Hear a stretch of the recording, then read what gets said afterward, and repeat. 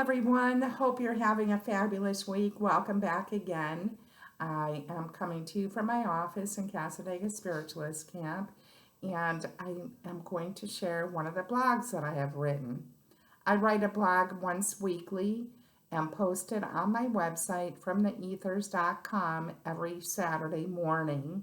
I probably have over 5 years worth of blogs there, lots of material. And so I hope you enjoy this one.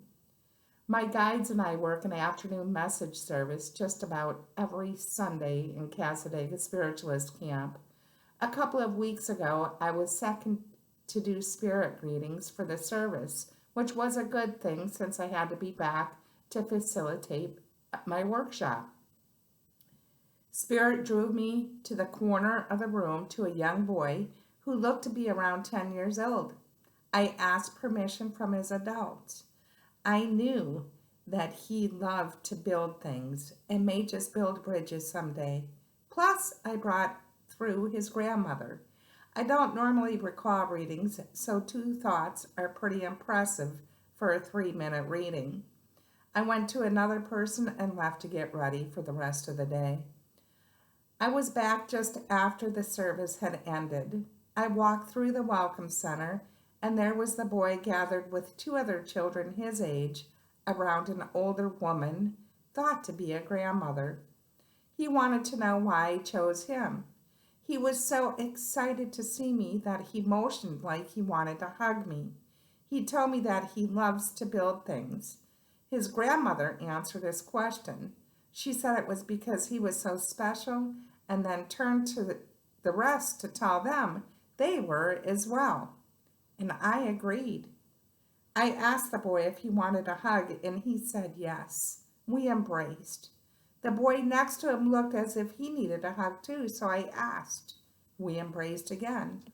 In the meantime, toward the side of me, yet another young boy around 10 was at the side of his mother, who was riffling through the activity flyers. I looked at him and asked, "Do you want a hug too?" He said, "Mom?" She looked and said, "Yeah, go ahead." It was a joyous, harmonious moment in time. Hugs are contagious and are so needed. I'm sure this happens elsewhere in the world, in someone else's moment of time. I just love the feeling I felt from that. A healing moment for all involved. I still easily feel that moment as I write this. I love that. I want more of those moments. I just said to the universe, "Thank you, Spirit."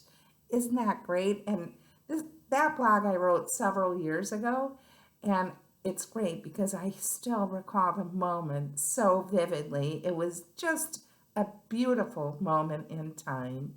So you know what, you guys? Share some hugs with people. Share hugs. They are the best. And so on to the card drawing that we do each week. Path of the Soul Destiny cards, Fractal Energy Art by Cheryl Lee Harnish. I love these cards, as you know. Pick 1, 2, or 3. Number 1, love the art. 31, joyous. The colors of pink and green signify the opening of the heart chakra to deeper and more profound joy. Embrace this shift occurring within you. As you do, allow for that childlike wonder and amazement to fill every part of your being. You deserve to feel this bliss and happiness. You have done the work. You have made the effort. Now it is time to simply enjoy all that life has to offer. And I love how that happens. Give someone a hug. Hug yourself. Number 2, 26. Third eye.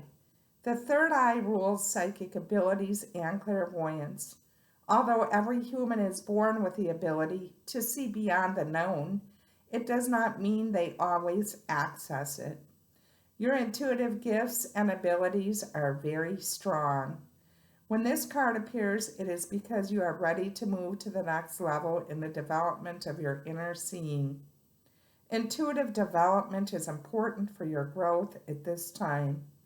Expanding your gifts not only benefits you, but also aids those who need the guidance and support you can provide from Source. Really great reminder there. And number 3 is 35. The Royal Order. We play important roles in each other's lives. We aid each other on the journey to oneness and ascension. Before we can play an integral role in helping others, we have to first take care of ourselves.